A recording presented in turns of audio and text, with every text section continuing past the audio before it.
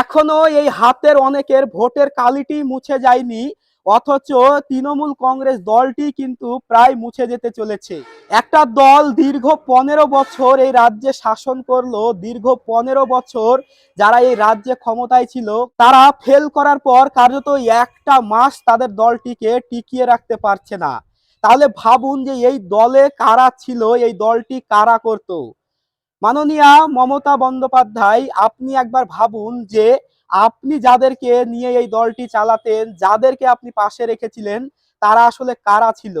আপনি কি সত্যি প্রত্যেককে নেতা হিসেবে গড়ে তুলতে পেরেছিলেন, নাকি সবাই যে যার মতো স্বার্থের জন্য আপনার পাশে লেগেছিল? যেই মাত্র আপনি ক্ষমতা হারিয়ে ফেলেছেন সেই মাত্র আপনাকে আমের আটির মতো ছুঁড়ে ফেলে দিয়েছে। তো বন্ধুরা, আপনাদের কি মনে হয় আগামী দিনে কি এই তৃণমূল কংগ্রেস দল আবারও ফিরে আসতে পারে, নাকি তাদের যাত্রা এই পর্যন্তই শেষ? অবশ্যই কমেন্টে লিখে জানাবেন, আর ভিডিওটিকে শেয়ার করে দিয়ে অবশ্যই আমাকে ফলো করে রাখবেন।